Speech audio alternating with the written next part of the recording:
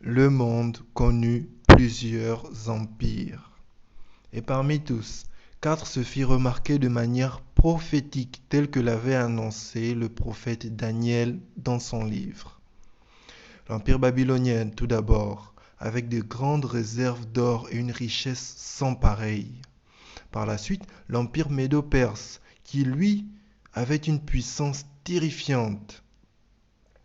Ensuite, l'empire grec, mené par un valeureux guerrier conquérant.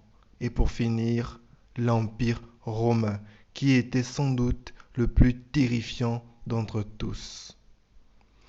C'est aussi celui qui perdura le plus, avec plus de 1000 ans de règne des Romains dans l'Europe de l'Ouest, de l'Est, de l'Asie et du nord de l'Afrique.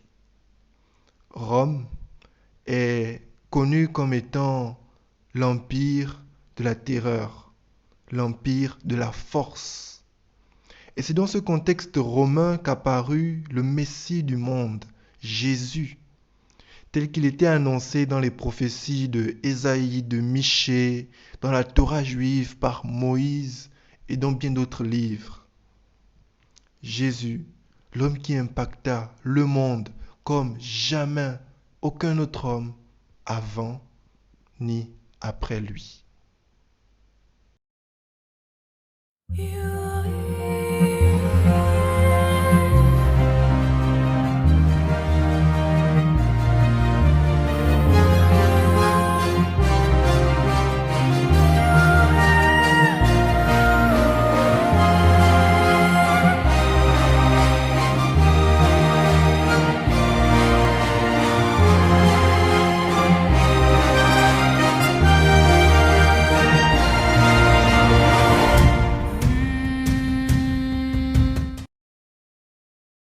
Le peuple juif ne pouvait guère s'épanouir sur leur propre terre, puisqu'étant volé et martyrisé par les Romains. Jésus donc, étant au courant de cette situation, leur annonça des paroles d'espoir et des paroles réconfortantes.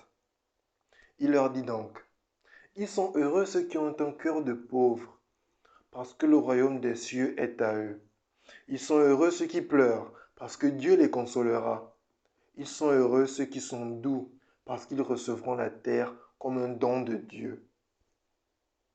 Jésus est en train de communiquer de l'espoir là où il n'y en avait pas. Il est en train de communiquer de la chaleur là où il n'y avait que fraîcheur.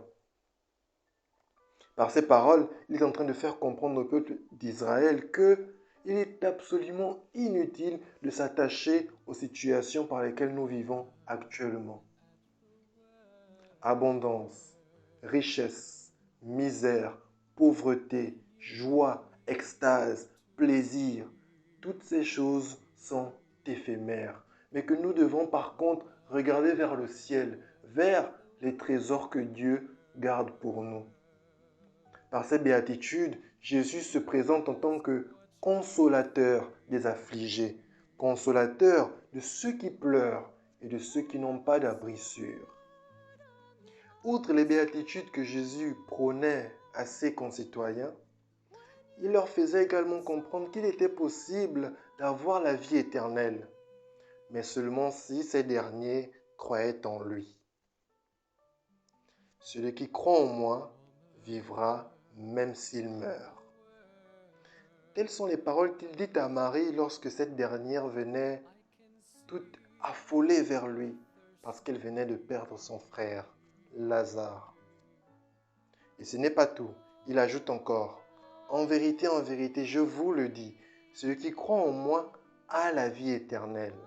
Celui qui mange ma chair et qui boit mon sang a la vie éternelle, et je le ressusciterai au dernier jour. Jésus se présente donc comme étant le pain de vie et l'eau du salut.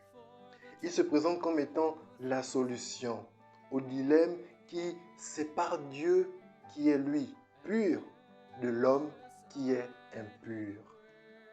Jésus fait comprendre que le plus important, c'est notre âme et que c'est l'âme qui a besoin d'être sauvée. à quelques soldats du temple qui avaient été envoyés vers Jésus pour l'attraper afin de le bâillonner, lorsqu'ils allaient et revenaient de leur mission complètement bredouille, leur supérieur leur demandait: Mais pourquoi n'avez-vous pas ramené Jésus? Alors à eux de répondre: Jamais homme n'a parlé comme cet homme. Ces soldats, par ces mots, reconnaissaient que les paroles de Jésus avaient une toute autre puissance, une toute autre dimension, qui n'avait pas pour cible le corps, mais les cœurs. Si on pense que Jésus, ce ne sont que des paroles de vie et des béatitudes, c'est que l'on ne connaît pas totalement l'histoire, puisque Jésus, c'est encore d'autres choses, notamment des paraboles et des enseignements spécifiques. Des paraboles pour amener l'homme à désormais marcher selon les critères de Dieu, mais plus selon le péché et la loi qui condamnent. Une des paraboles que Jésus utilisait pour édifier le peuple est celle de l'arbre qui est menacé d'être coupé, car il ne produisait aucun fruit et utilisait de l'espace inutilement. Par cette parabole, Jésus nous emmène à prendre conscience de l'enjeu, notamment qu'il est important de se ranger du côté de Dieu et de produire du fruit pour Dieu, et que tout homme qui ne produirait pas du fruit pour Dieu serait coupé et jeté dans le feu de la géhenne. Une autre parabole que Jésus utilise pour enseigner davantage le peuple est celle du blé et de la zizanie. Une histoire qu'il raconte pour illustrer parfaitement ce qui se passera lors de la fin des temps. Comment Dieu prendra tous les êtres humains et séparera ceux qui lui appartiennent de ceux qui appartiennent aux malins. Et ceux qui lui appartiennent seront conservés dans son temple, hériteront de ses promesses, tandis que ceux qui appartiennent aux malins, à Satan, seront consumés dans la géhenne. Une toute autre histoire, c'est la parabole des vierges sages qui ont su conserver l'huile qui est la représentation de l'onction du Saint-Esprit et les vierges folles qui n'ont pas su mesurer la quantité d'huile qu'il fallait prendre pour attendre l'époux qui tardait à venir.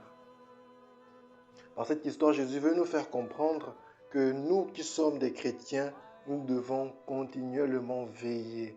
En effet, car il suffit de très peu de choses pour que nous commençons à somnoler et à nous distraire de notre véritable objectif. Et que dire encore de l'histoire de Lazare et de l'homme riche, ou du riche qui n'avait d'égard pour personne, même pas pour Dieu, qui se glorifiait de tout ce qu'il avait su accumuler dans ses greniers, mais à qui Dieu dit: ton âme te sera redemandée ce soir, et tout ce que tu as su accumuler, à qui cela profitera-t-il?